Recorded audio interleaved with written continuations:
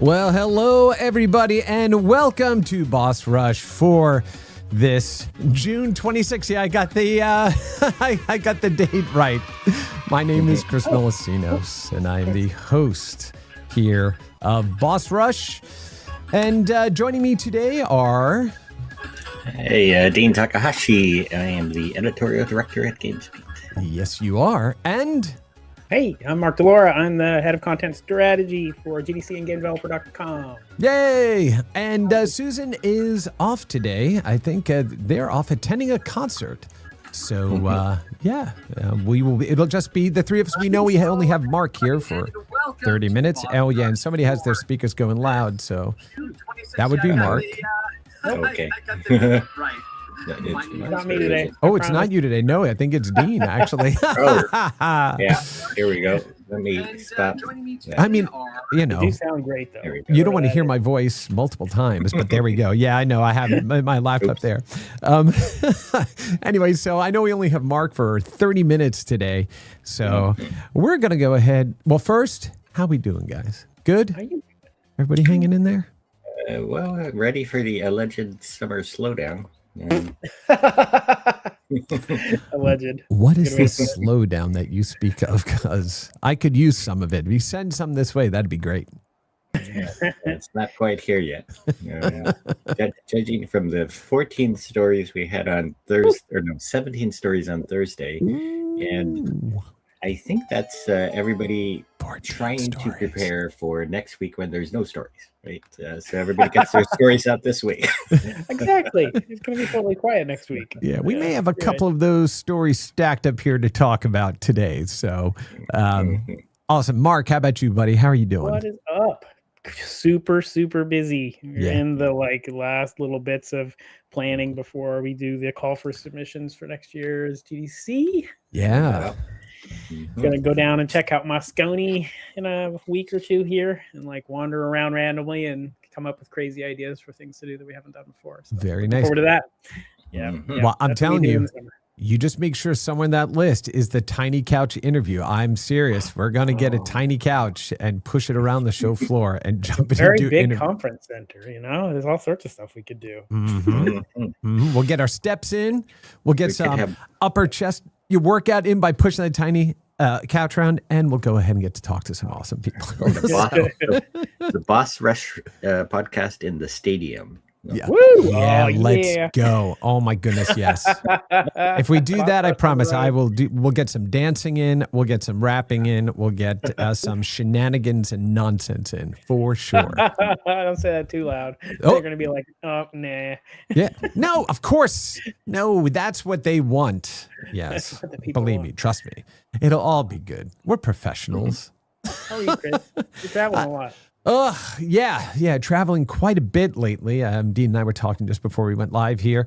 Just a lot of travel. I thought I was going to be in Seattle next week, but I'm here in DC for an event that's going on. But then back in Seattle and Amsterdam and Vegas and I made it to Seattle last week. Oh, you did? That's right. You were here for FIFA. Yeah, I was here for the World Cup game, US and Australia. So that was fun. That was chaos. Got to spend a few days there, so that was awesome. Yeah, awesome. Yeah, we were in New York We were in New York last week for an AWS event, and of course that was right as World Cup was going on in Jersey and the Knicks celebration happening in the city at the same time. Ooh, the energy was awesome, man. I mean, look, I'm biased. I grew up in New York, but my goodness, that was what a wonderful time to be in this city. Everybody was just came together, and it was just, strangers high-fiving each other and hugging each other. It was awesome. It was so good to be there. $200 to take a lift to the airport. But, other than that, it was fine. Yeah, I hear that. Oh, my goodness. All right. Well, I'm glad everybody's well, Susan. I hope you and the fam enjoy their concert. And why don't we go ahead and jump straight into some news? We have people that are popping up here in the chat. Tony, hey, good morning. Michael, Fred, Greg. And Tony said, hopefully it can be uplifting compared to the recent articles out there. there's always good news to be had, but it's also important to talk about the stuff that's kind of on our minds right now. And the first one, let's just jump right into it. That Xbox will have to raise prices thanks to rising memory and storage costs. Yeah. So, Dean, you want to tell us a bit about the discussion that you had here? It does just tell you how sort of unusual a time period we're in to see electronics costs actually going up, right? Yeah. And it's all because of the AI boom, the shortage of memory, and this never happens, right? Because Moore's law is supposed to proceed and reduce the size of chips. It reduces the amount of materials you use for those chips, and then the sort of accuracy and reliability get better. And so everything is supposed to get better as you go from one generation of semiconductors to the next. And yet the demand for AI processors and memory is so high that there's no capacity out there in the industry, and that means prices rise. So with it, the semiconductor factories ranging from $20 billion to perhaps $100 billion now in cost to build, you can't just flip them on overnight to meet demand, right? And so SK Hynix, a little piece of news that also happened this week, announced that they're going to raise money in the public markets, raise another $29 billion at a $1 trillion valuation. Whoa. Yeah. Wow. And so, like how $1 trillion worth of value for a memory chip company. That's kind of like unbelievable. So Xbox is raising prices another $100, and they said that if this all continues, then you can expect more price rises in 2027. And then I started thinking about whether this is like going to mean that 0 Xbox consoles get sold, or the demand stays where it could stay high if Grand Theft Auto 6 really does sell a lot of consoles. It's going to. I mean, look, it, straight off the bat, I think that's what's going to carry Xbox into this season, into the holiday season, even with the price hike, right? It's because people that have been playing that for Grand Theft Auto 5 for 13 years and been waiting for this. Yeah. And the fact that PC has been delayed, right? So it's only PS5, it's only Xbox. That's going to carry sales. It's going to be a system seller. No doubt. But people it's also getting us into that discussion of like how high can a console price go as well. Like now we're at $800. Yes. And Steam machines came out above $1,000, right? The new Steam machine. And so, if you're launching a new console, it seems logical it's going to be above $1,000 for the cost of it whenever that arrives. So we're in a realm of crazy that nobody ever expected, I think. Yeah. That's exactly right. And of course, we saw that go ahead and impact yet another release, right? So Valve launches their Steam machine starting at $1,049. Discuss while I type into the chat here. Well, it is a smart move, I think, for them to go ahead and to go into the market when there isn't really something more directly competing with them. They could have waited, I think, the way that Sony and Microsoft are waiting, and yet to get into the market, to grab more of a foothold, to grab more of the market for people who really want to buy something now. I think that's actually relatively brave of Valve to do. But yeah, they. It's a few $100s more than people expected. I think, right? So, yeah, and the thing that's driving that price up, right, is really the SSD, right, and the RAM that's in there. And right, the combination, yeah. So, I mean, is there an option to sell them without those things, and people that have extras at home can just populate themselves, right? There's a way to get that down. But then again, that creates another bundle that they have to then manage through a production and packaging pipeline. Yeah, you still have to buy your own memory chips, and those are going to be priced the same no matter where you try to get them. Oh, sure. But some of us may have extra RAM sitting at home that, we pulled out of a machine that may not be as fast, but still gets us in there, right? So, but anyway, yeah, it'd be really interesting. I know that Linus from Linus Tech Tips did a piece about, hey, you can just go build a machine right now for less money with available parts that's going to be more performant. But you're not getting the form factor. You're getting this silent, device that sits as a device versus a PC, quote unquote, right, hooked to the TV. I don't think, quite honestly, Valve had any other choice but to release now. Like, it's been so long, right? There was momentum behind it, and so there was this pent-up demand even sitting in there. So good on them for getting it out. But yeah, the price is definitely a tough one to overcome. I mean, I do remember talking, it's probably way outdated, but to the consumer electronics analysts who would talk about the sweet spot for what a electronics gadget should be priced at and no higher, right? And back then, in those days, it was $250, right? And that was considered to be like within the range of a single spouse decision, right? Nice. For a house, like somebody can decide on their own. I'm just going to go buy that thing. So we're just so far out of that range now that I don't know what's going to happen to demand. Right? So. I loved how you said single spouse decision. There's no such thing. Doesn't matter what comes in. Even if you sneak it in, it's like, where did this come from? Don't you remember that conversation we had? I bought the Switch 2 and I didn't tell my wife, and then I just moved the Switch 1 out of the way and put the Switch 2 where it was. Hey, MB, what's up? Yeah. Even when she found out, she's like, "Oh, good." I was like, "Oh, you finally did it." Yeah, exactly. Why'd you wait so long? Well, I will share with you, Dean. Actually, it's one of these things where my wife, she is not a gamer at all. It's like, do you need all of this? Blah, blah, blah. But when the Switch 2 dropped, I was like, yeah, maybe I'll wait. Like, I didn't get on the pre-order, so I'll wait and whatever. She's like, okay. And then while I was driving to work, she called and she goes, there's some left at Costco right by your office there. And I was just like, what are you doing to me?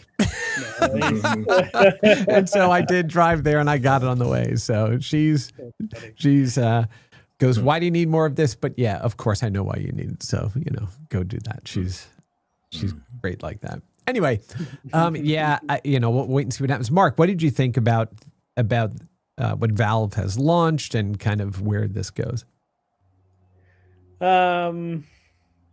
I've never really thought of this device as anything other than a niche device anyway. So I think having it at a high price point isn't going to hurt them too much. I mean, I already have a gaming PC and I have an Xbox and I have a PlayStation. So right. I will probably not pay much attention to this device. But, I'm glad they're doing it. I'm glad we're going to have alternatives. I think there was this period of time where we talked about like, oh, this is going to be a PlayStation versus Steam machine race, going forward in the future because Xbox is going to like nope out. And that's changed a lot in the last couple of months, right? Turnovers at Xbox and then this news and Xbox raising its prices. I mean, it's just like, okay, great. It's still a game. Yeah. So that's good. Yeah. Yeah, it's whether does this get out of the category of the Steam Deck into something much more desirable than that, I guess. There's millions of Steam Decks that have sold, but, can this be considered a real console, I guess, or a machine for your living room, etc. Yeah, no, I mean, the way I look at it is that, yes, it's a consoleized PC, but I think even more importantly, number one, that Valve released Steam OS, right? So you can go ahead and put it on other types of devices. That's number one. Number two, that's really interesting. Right? That is super interesting. The second one is the Proton community, right? And how that when the Steam Deck released, that was a real, shot in the arm for them, right? To continue to build on that. But here's the thing, right? Valve all of a sudden has living room connected machine, portable executable machine, PC, and VR, all with one storefront where the content just works seamlessly across them. They're the only ones that have that full stack, right? So I don't see it as people would say, necessarily, oh, I'm going to buy that, that Steam machine or not. Now it's like, okay, if I already am invested in these other things and I have a library of 1,000 titles and this thing will also run all of that, it makes it a lot more compelling as a ecosystem of content, right? Sony's the second closest, of course, but the portal only allows you to stream your PlayStation 5, right? And so it is streaming, right? Steam Deck, not so much. So I think Valve is in a very interesting position. I do think, that people that are heavily already invested in the Valve and Steam ecosystem, this makes a lot more sense even at that price point, but the price point is still too high. Like we know that, right? So it remains to be seen what happens. And, as Michael Fitch said in here, everything that Microsoft always wanted to be, right? Valve is like doing all of those things. So yeah. I think one of the things that should benefit them is that you do get more efficiencies with volume production, and so you might as well start your volume production on the hopes that these components, when you buy them in bulk, becomes cheaper, right? And that over time gets you to a better place on costs. Even though you take this big hit of pricing it so high at the very beginning, if your costs do fall over time, then it turns into more of a real business, right? And not a loss leader, right? So, I think it's a very interesting calculation that, like, say, if you get started on this early, and rather than wait for component prices to come down, which may never come down, then you're serving your customers and getting started on the sort of learning curve for costs, right? And that's how it's supposed to work, though, right? But we're in a weird time, right? We sure are. For sure. Yep. Costs may only go up. Yeah. And usually you try and recoup a bunch of your research costs at the initial launch, so you price it high. So you could think like, okay, maybe this is going to come down in 6 or 9 months, and of course, if we ever actually catch up with the production of DIMMs and SSDs, eventually, someday, everything will be cheap again magically. Yeah, because that's what companies love to do, is just get people buying at a higher price and then go, yeah, we're done with that.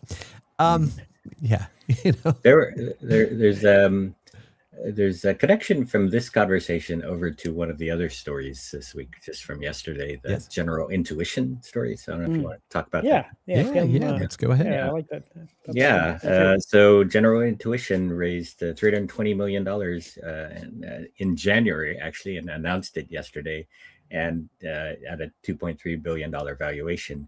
And, not for the reason that you would think is AI related, really, but for the notion that gaming data is valuable for training AI models, right? It's very different than, say, the usual AI pitch, which is, we're going to make tools that make your game development easier and more efficient, and we're going to sell these tools to game developers, right? And instead, they're training their own models, and they're using these models to train robots in the real world for physical AI. So robots can function better in the real world. And it's not intuitive that gaming data can actually be useful in this way. But they've argued that it's worked better than what they expected, and they have to get more GPUs. And the reason for raising the money then is to pay for all this infrastructure that they have to build in order to get their models to the next stage now. So they have customers, they're being paid, and very, very sort of non-intuitive, I guess, model where gaming data becomes useful. And there was a parallel to this last week with Arcadium also announcing something called Game Lab, which is their trove of data for playing puzzle games over 25 years, puzzle and logic games. And they got to this by looking at all of the foundational models like OpenAI and Claude and all that. And they just tested them to see how good they were at playing games that were very like easy, like for humans, like Tetris, right? Or other kinds of puzzle games, right? And they found they were terrible at it. Like they just by the third move, they would make a move in a Tetris-like game that was something no human would ever do because it was so stupid, right? Like you turn your block the wrong way instead of trying to fill out all of your rows, right? And so they concluded from this that, well, our data, is all about humans using reasoning to figure out, how to solve these puzzles. And if we teach these machines this, they won't look so unintelligent anymore. Like, I mean, the whole thing about these machines is that, or these models, is that they're so smart, right? Like they've got all of, civilization's trove of data in them. But they didn't have gaming data, and so they didn't know how to play games, and they looked incredibly stupid, right? So, like, I think as AI moves toward this reasoning stage, then this kind of data becomes more useful. So it's not just general intuition that has figured or has theorized that this is going to be useful, but general intuition gets all of their data from something called Metal, which is a video clipping service for your best moments in gaming, right? So they've got this huge trove of data from 17 million players, and so it's an interesting position that they got into, and so then they raised $133 million a year ago, and now by January another 320 million. And they're raising more. And it gets to like the reason why companies like OpenAI have to raise so much money is because they have to pay for all these GPUs. Right. So, so anyway, interesting to see your reaction to this. Yeah. So I have a reaction. I'm going to let Mark go first since he has to. No. You first. Go ahead. I have thoughts, but okay, I'm curious. So the statement I love is that so it doesn't appear stupid. Mm-hmm. Right.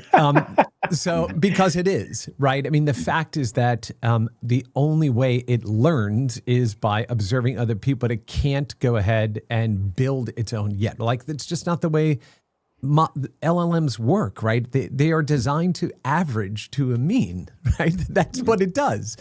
And so it'll be very interesting to see how that stuff kind of gets applied across all these other things. I also want to know, what type of gameplay are you looking at? Can you actually teach it to play Tetris? No, you could teach it to play like a particular, Tetris expert because it's mimicking. Mm-hmm. It's not truly intelligent. And that's where we have to be careful about, how far we push or stretch that. It's the unintended consequences, right, of not understanding what those models do, right, that are...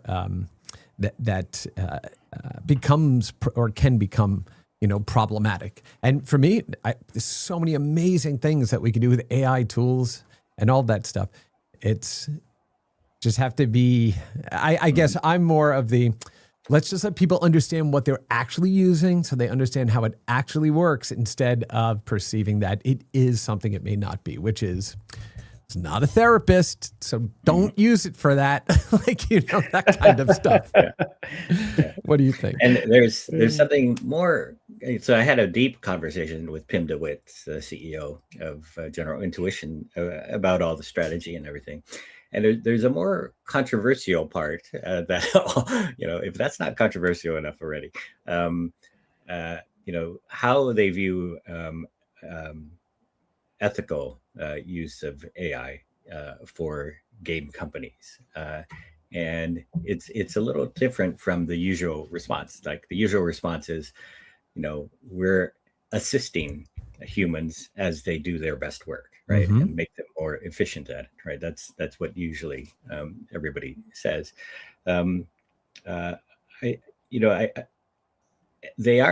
They could probably make more money getting outside of games, like say this whole robotics thing, right?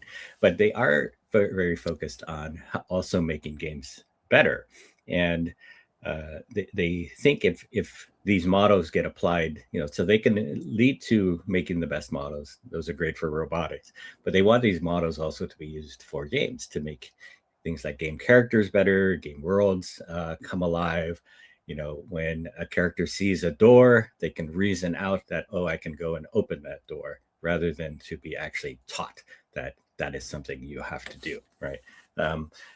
And so they do expect games to get better, and Pim thinks that this is the path for the game industry to get out of its funk, right? And he thinks that the funk is a lack of innovation, and more innovative gameplay is what's needed, right? And so he wants games to get better using this tech, using AI. I think he thinks this is the path, and everybody else is going to use it. And he thinks that putting this tech into the hands of the smartest game developers is a better way for humans to move forward than to put all of our faith into the hands of the likes of OpenAI and Anthropic, and Microsoft, et cetera, Google. He said, would you rather have them in charge of the game industry, or would you rather have the coolest game developers controlling their own destiny through this technology, right? So and he also believes that economically, gamers will come around to paying those higher prices for consoles and for games if you give them something that is totally different than what they've had for the last 8 years, right? And so that's not a bad argument as well, that economically the way to lift the industry out of this problem is to give some value to gamers that they believe is worth paying for. So perhaps that's a lot of twisted logic in there. I don't know, but it was an interesting argument nonetheless. Right? It is an argument for sure. Mark, I just heard my teleconference start up on the other channel, so I'm just going to leave you with an article in the chat, in our streaming chat, and you can share it, and then I'll run away. See, this is what he's going to do now. He's going to lob this grenade over here. Yeah, there you go. And okay, I'm out of here. All right, brother. Hey, good to see you. Mark, we'll catch up later, buddy. All right, bye-bye. All right. Yeah, so let's see what Mr. Delora had to say. I'll go ahead and check this out here first before we share it with our... Oh, here we go. Optimizing pancakes from chemical principles. We'll have to read that a little bit to figure out what that is. But all right, but here's what I'll say is, the one of the statements I take issue is that, there's a lack of innovation. No, there's not. We see innovative games coming out all the time, right? I would ask them to go walk around Control Alt GDC every year and just see crazy innovations that are happening. Now, a lot of those may not be able to be deployed at scale because they are very unique, right, in the controllers. But some of those ideas kind of matriculate down into products. I remember years ago, the experimental game workshops that used to be done at GDC, and that's where all the ragdoll kind of, physics came in. Then we saw a whole slew of games that came out that used that too. So I do think that, yes, AI tools are going to be just another tool in the arsenal of creativity. But at the end of the day, the tools won't necessarily make you more innovative, the innovation comes from experience. It comes from an understanding of what came before. It comes from figuring out how to flex those integrated ecosystems and machines and things like that as we go forward. So yes, more tools to help more developers to create more art and put stuff out in the world. But I would not discount the ingenuity and, again, the artistry and the innovation that happens in game development, right? Mm-hmm. Yeah. So I'm not disagreeing. I'm just saying splitting hairs on that one, right? Because, again, it's about humans. I think we're getting good things like, say, Expedition 33 for sure, and they're coming from small companies, and the smallest of the developers are surprising us. But it's almost more like the innovation that happens under the constraint. Like, say, if you use the analogy of AI, it's like DeepSeek, right? The Chinese model that was designed to work with low-powered GPUs, right? I think, the indie innovations that are happening, they are happening in the sense of like, okay, we're stuck with some constraints of having a low budget and a few numbers of developers. What's the best thing we can do? And they are succeeding, surprisingly well at coming up with these games like Expedition 33, Balatro, etc. And yet on the high end, I think is where he's saying the innovation needs to happen in order to really push the industry into a next generation, really. Right? And to remove that constraint of, No, and look, I haven't read it, nor have I heard all the same. So I can only comment on that so far, right? So again, my question is, how does it create innovation? And it may very well provide the spark, right, of innovation, new ideas, those sorts of things. And suffice to say, those tools, will assist, not necessarily, be the conduit for that. But he did acknowledge that it's right to be skeptical of AI, where it has not yet fulfilled what it's promised in the last couple of years, and it seems to have coincided with a lot of industry layoffs, right? And so job displacement is possibly, happening in the way that the AI people have, said it's not going to happen, but it may be happening, right? And yet he said at the same time, this doesn't mean that you need to shoot the new technology in its foot by saying we're not going to play AI games, right? Or we're not going to build AI games, right? Right. He kind of thinks that approach is also suboptimal. Yeah, that's a good way of putting it too, right? It's not like I went, I played the newest Unity game, or I played the newest, speed tree game, like, right? So it is a set of tools, right? How we wield them, right, is up to the developers, and then of course up to the public to decide, right, how they want to engage with that, right? So it's still very new, right?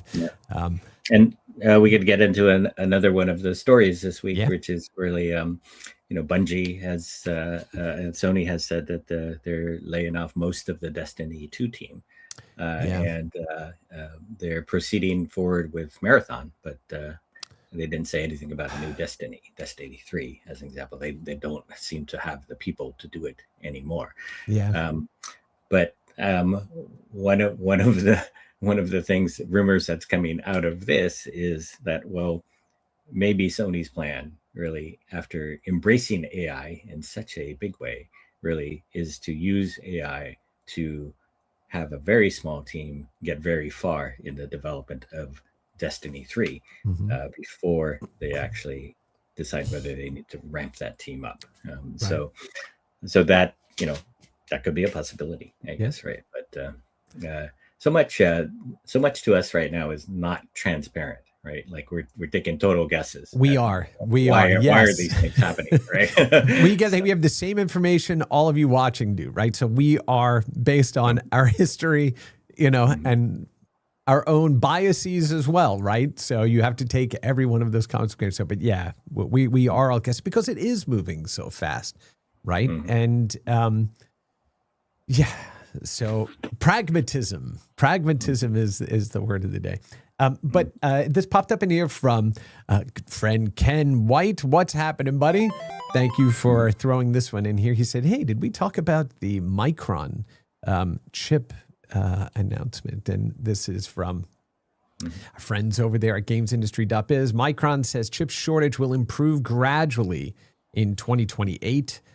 But their CEO admits that he doesn't know when memory supply will catch up with increased demand.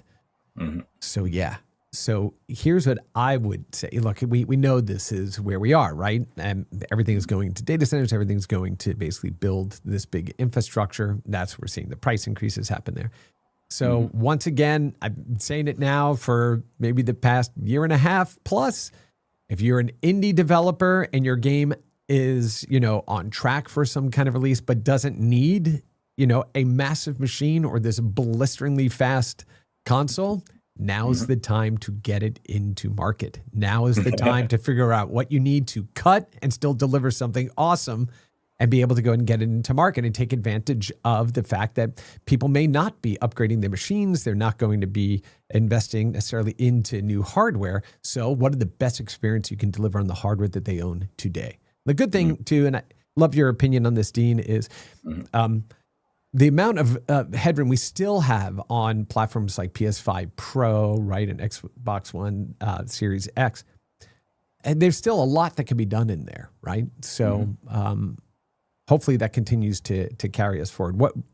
How are you thinking about that opportunity? If you can't get the highest at the high end out there, there's a lot of space in between, right, for smaller games that don't require as performant machines. Yeah, very similar to what I was saying about sort of DeepSeek AI, really.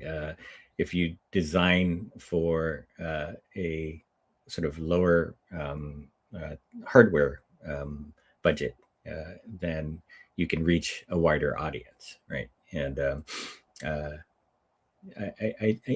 think that it is a bit wishful thinking that 2028 things are going to get better. I mean, there are folks who say that the shortage is going to last on through 2030, right? And so 2028 is supposed to be the year when the new consoles are going to arrive for sure. There's a chance that they could arrive earlier, but the motivation to launch will come as the memory shortage eases up. Right. And so I think, everybody's sort of trying to make a calculation, like what's the best time to launch and all that. But yeah, in the meantime, we're going to be stuck for a few years with machines that are, limited, less capable, I think. I think there are innovations that are being attempted, like Rambus is back in the market saying, hey, we know how to design more efficient memory, and we're going to do that, and we're going to possibly enable you to do the same with less memory, right? So that's one. I think also getting back to an example of shooting a technology in the foot before it really takes off is the example of cloud gaming, right? The argument that OnLive made in years past was really that putting all of the computing in the data center and then not having any processor or memory in your base machine, really just streaming all of the via the cloud the data into the machine in the form of video, and then having the player transmit their interactions back to the cloud was a perfectly reasonable way to play games. And then I think where everybody shot it down was that, this can't play the highest end games in a without latency, right? And yet it probably could, have made 90% of the players playing 90% of the games very happy that, hey, this works just like having a machine on my desk, right? And everybody kind of shot this down and say, no, the quality is going to be bad, and so cloud gaming didn't take off. Stadia, got shot down as well. So everybody kind of trained themselves to believe that cloud gaming was never going to to work. But cloud gaming is the solution now, right? Where if memory prices are too high, then use a screen that doesn't require memory, right? So you don't need a processor. You can use an ordinary laptop with a big display or something, right? And that's going to work for most of the games that are out there now. And so I think cloud gaming has this big opportunity now. I think subscription pricing has to be right, and there's the ad-free or the ad-supported cloud gaming being proposed by Fine. And if that gets into the market this year, then it'll be another real test of whether the tech works, right? Yeah. So, well, as somebody who works for a company, and we're actually going to talk about one of those streaming games, I think it is part of our future. It doesn't work in every case for everything, right? And unless you are a cloud provider of sufficient enough scale, in a world where all, right, these GPUs and memory are going to AI systems, how do you go ahead and siphon off GPUs for cloud streaming, right? And it also absolutely depends on what type of game that you're streaming, right? If you try to do this for GTA 6, impossible. Like there just isn't infrastructure to do it at that scale, right? You want 25 million people all of a sudden to jump in using 50 X series equivalents GPUs. That becomes a problem. But for many other games, and you're right, it's about the game. The thing that drove me a bit batty, Dean, I'll be honest with you, and I've worked, to be clear, to be completely transparent, when Steve Perlman founded OnLive, like we were in there at Sun Microsystems putting servers into place, right? Ubuntu, like a bunch of those companies. So I've been able to work with so many of the streaming companies, including Gaikai and Liquid Sky and a bunch of them. And of course, now Luna over here at Amazon. It's when we to your point, just, overstate what it can do. I remember the launch of one of those services. It's like, we're going to do 8K games. It's like, okay, nail 720p at 60 hertz. Like, do that first. Then talk about 8K games for TVs that don't even exist yet, for games that don't even like. Why would you say the capability is there? And it's about picking the right games. If you're a pixel precision hunter, right? Yeah. But the other side of that too is, if you're somebody who's using ultra wide, 240 hertz, HDR10, Atmos, you're not going to be streaming games. You have a space heater under your desk, right? To play those things. The way I really think about cloud gaming is that it provides not only the ability to low friction, high availability to jump in and be able to play, but it's about optionality. So if I know that I'm on the road and I still want to play this game, but I don't have, my Steam Deck with me, or I don't have my console with me, and I can still get access to play, that's wonderful, right? And we're really good, like humans are really good at understanding the trade-offs between performance and clarity and those sorts of things. I mean, think about the road that every form of media that has ever made it to the web had to walk. Postage stamp video at 12 frames a second to now full 4K. Pictures at super low res, now to full resolution. Audio with terrible compression, now not so much. But we made those caveats for the content because we're like, the benefit of access when I want it is better than the fidelity. And something I've said for years, Dean, is what people care about in those instances is the fidelity of contact over the fidelity of content. Contact, I want what I want when I want it, and I'm willing to make concessions, right, for that period of time. But as a full-on replacement, that is not a path that's yet been proven, right? Yeah, it's almost like the argument for the Switch, right? It's like it doesn't do the highest end games, but you can take it on the road and you can play it when you want, and that's a convenience for you that you're willing to make a sacrifice for, right? And, again, the cloud has different kinds of trade-offs. Allow me to share then a piece of news about a cloud game, since you were so kind to bring it up, Dean. If you happen to be a Prime subscriber, you have access to Luna for no additional cost. And so there's a catalog of about 60 some odd games. They keep adding more every month. And the Family Room series, or the game night series of games, are pretty fantastic. Super easy to jump in. And kind of, go forward there. So the new one that was just launched was called Courtroom Chaos with Arnold Schwarzenegger here. And I'll just go play this in the background while we're talking here. And I love they got Arnold in to actually, film this commercial as a variety of different personas. But basically an AI Arnold will listen to plaintiffs and defendants in a courtroom, and using your mobile phone as the microphone, and the system asks you for information about yourself, and then it creates this fake scenario, and then you have to go back and forth, right? Defending, right? Or trying to push for prosecution. And it creates all these crazy scenarios and creates this art about the case. But the funniest thing for me is at the very end, it throws up like fake social media feeds of people comment like, I can't believe they tried to steal $1 million for this. I can't believe that person tried to do that, right? So it just makes it very interactive and getting to interact with that type of character, right? This is Arnold talking all about leg day not happening in his family. Right? And so there's the case that was being built, right, for...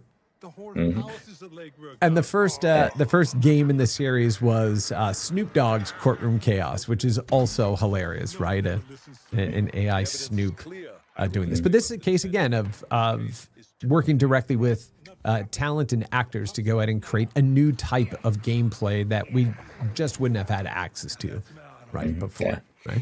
So, and there's still more activity happening. Like also this week, Netflix unveiled this Unhinged horror game, right? And you can play it with your smartphone, it can do things like call you on your smartphone, and so it's you don't need a console to play this, right? And it's a connected TV game where, I think they're trying to innovate and deliver something different that is sort of a hybrid of a movie and a game.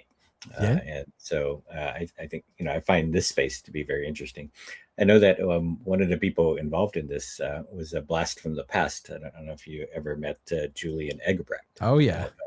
But he's running R&D for games at Netflix. And, he said in a LinkedIn post that, they've been studying this notion of, controller-less play with either remote controls or smartphones to control games in your living room. So very, very interesting.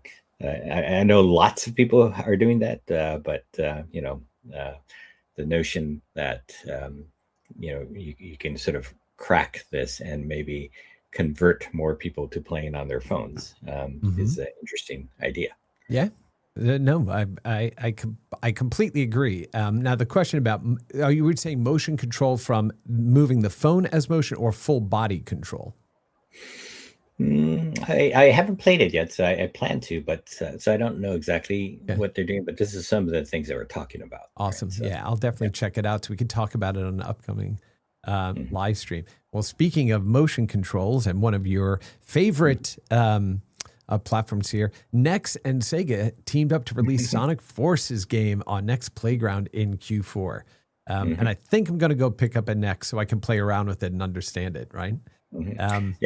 I have a Nex, and it is very interesting model that they came up with, where they are either making or commissioning all the games themselves for their motion game console, and you don't buy games for it, you subscribe, and you with the subscription, then it's an interesting relationship then that they have with all of the possible third parties in games. Like, are those companies going to make a game for a subscription service?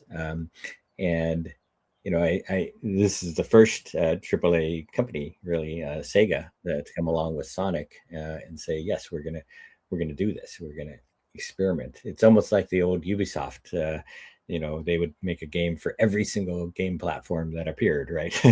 And now it's like Sega that's trying this out. So interesting to see how they're making progress. They also launched in the UK, I think, and so next Playground is in the sweet spot, really, that we talked about earlier of what $300 console price, right? And having really a target of motion games, but also games that help people get off the couch and be more fit, because their whole body is a controller and you have to move around. Right. So they're like a mission-oriented company of trying to get people in better shape. Yeah, I do like that. And they have one thing really kind of in that arsenal of getting people to move, right, is that these are family-oriented games. It's not about that solitary one. It's now playing with your kids, right? And in a way that is, less threatening to a parent who, doesn't know about this. Oh, yeah, I just popped this one up here because we're going to go talk about this one here in a second. Another Sega piece, right? Which is Jersey Jack Pinball. And Sega announced the official Sonic the Hedgehog pinball machine. But to close down the next one there, like I think that's, that's a great objective, and we can get people from lean back to lean forward to stand up, then great. But, all right, we're talking about the price of hardware. Oh, my goodness. Dean, I don't know about you, but I've just been fascinated with getting back into pinball and my goodness, I would love to have a machine at home, but holy smokes. It looks like you got some machines in the back there. But those are, those are arcade one-ups. You get them for a couple of $100 and you can mod some of them and do this. But pinball machines, oh my goodness gracious. So I did check out the prices on all of these. And to get the full top-end one here is $20,000. Right. 20,000? Yeah, I think it's 20 grand. And then it's or maybe 15 grand and then 12 grand and then 10 grand. Now, when you look at the complexity of pinball machines, I mean, it's like buying a car. The price and, well, not even really, right? It's like buying half a car. But it's just amazing, all the technology that's in it. And this machine looks so stupidly good. It's like, oh my goodness. There's only one machine, Dean, I will tell you, that is, would beat out this, where, my brain pan is banging right now, is somebody made a custom Beastie Boys pinball machine that is just absolutely glorious. If they made one for real, then that may be the one thing that makes me, figure out how to, take a year off of retirement. By the way, all part of the, that's awesome. This is all part of the Sonic 35th anniversary live stream that they did this week, right? Yeah. And, interesting sort of coincidence is that Stern Pinball is now in its 40th year as well. And I just interviewed Gary Stern, and we're going to have a story. That's awesome. So that's another fun pinball thing. Heck yeah. Yeah. Heck yeah. Yeah. The, but that Beastie Boys one that I saw that somebody had posted online, it turns out I mentioned to a friend who is into pinball. He's like, oh yeah, I know the guy. So on a upcoming trip, I'm going to get over there to check out the machine, because my goodness. I know we were coming into the end here, but I did want to go ahead and hit on two things real quick, Dean. We're talking about new technology and this and that. And let's talk about a little bit of the older technology too. Simply Stream unlocks web compatibility for Unreal Engine 5, enabling high-quality web GPU gaming in the browser. From Wonder Interactive, right? Yeah. Alex St. Louis, he and I have been talking about this for a number of years. We've been watching how they've been building their company, and you have access through the browser to hardware, to caching, to audio, and input, all of those things. And now you can take advantage of GPU locally, and you can go and do split rendering back to the server. So it's going to be a wide variety of ways to go ahead and play that leverage the totality of client all the way back to cloud infrastructure. So yeah. Yeah. His tech has moved forward since I last talked to him in 2022, and he was trying to do Unreal Engine 4 games on the web. Right. And now he's moved up to Unreal Engine 5. Yeah. And so very interesting for him to announce. He's still doing it with a very small team of 2 people.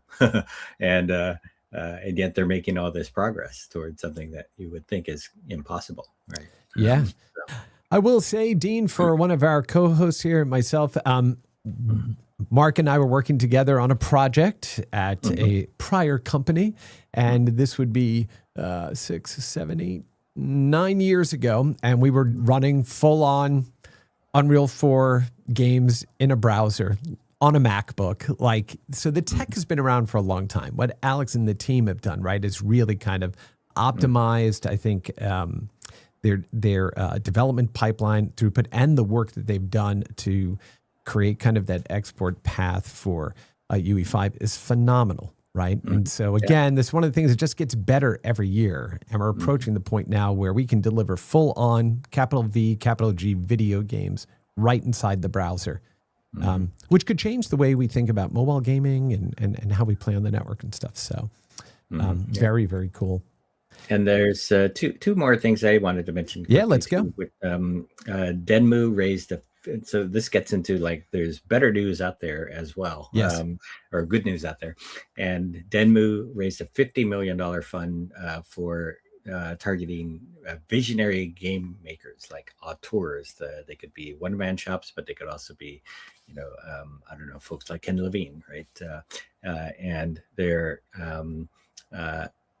starting to invest. They've already invested in 6 companies, and they announced their $50 million fund this week.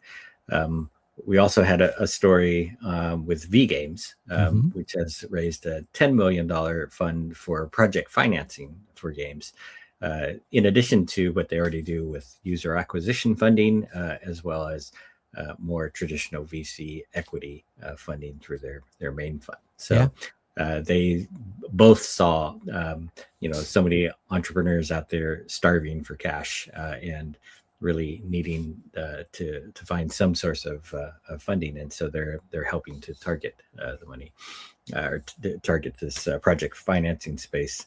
One slightly discouraging thing is that I used to be in touch with something like 80 game investors across different funds, and